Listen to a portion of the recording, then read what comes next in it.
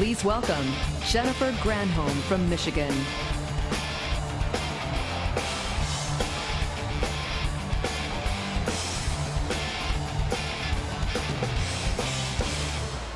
All right, Democrats. I actually want to speak tonight to those Americans who feel you've been left behind. The Americans who believe you've been cheated, who believe that those at the top don't care about you. Now, I know a little something about this because I was governor of Michigan, the epicenter of America's manufacturing rise and its painful fall and its resurgence. Michigan built the automobile, and the automobile built America. But when the manufacturing industry fell on hard times, so did Michigan, so did many of your states. And we were angry about it, about jobs going to low-wage countries, about unfair trade. But we were also determined to build the industries of the future. We said we wanted advanced manufacturing. We wanted new jobs. So we started this hard process of moving in that direction. And then, in 2008, we elected a Democratic president to work with us. And you know what he did? He saved the American auto industry.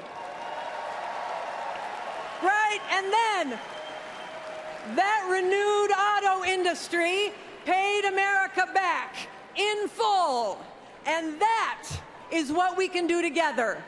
Now, I, like many of you, am a fierce Democrat.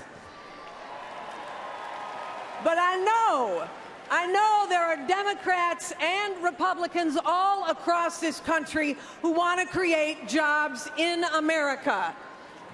Liberals and conservatives, public sector and private industry, because we are not in this alone. We're all in this together.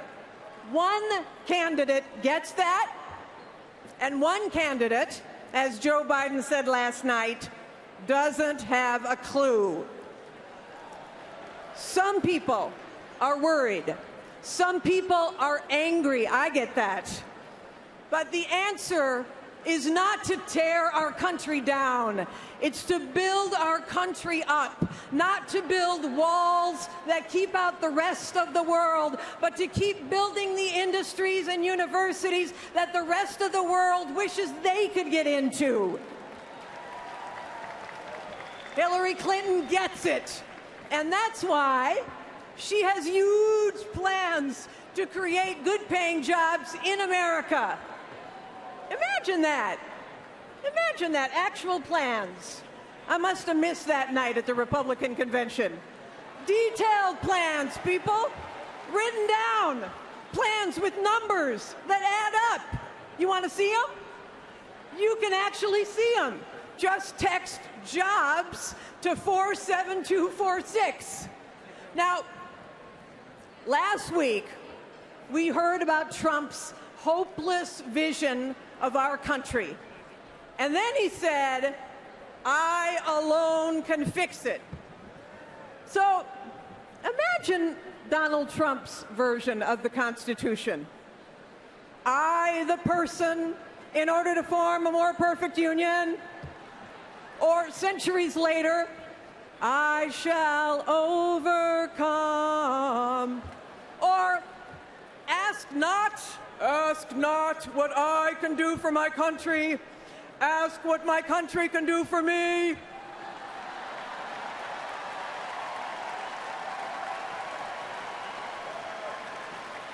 Donald, you're so vain. You probably think this speech is about you. Don't you now? Here's what I know. We have got to stop Donald Trump. Our great country spans a continent. but we are all connected to each other no matter where we live. So when a miner in Virginia has the dignity of a new job in the advanced steel industry, we all have dignity. When the engineering student in the Sunshine State builds the solar panels of the future, we all succeed. When the auto worker in Detroit builds the electric vehicle that drives us forward, we all win, right? Whether you're in Michigan or Maryland or Missouri or Montana. And this too, when Flint's water poisons its children, it hurts all of us. These are our children. We are all Flint. Right, Philadelphia? Our next president knows that a nation is a village, that we are one family, and in a family, no one gets left behind. Not the steel worker in Pennsylvania, not the farmer in Iowa, not the dreamer in Nevada, not the factory worker in Ohio. As our next president says, we are stronger together. We're stronger how? We're gonna keep America great how? Together. And we're gonna work our hearts out to elect Hillary Clinton president how? Together. Let's do this, brothers and sisters. Together.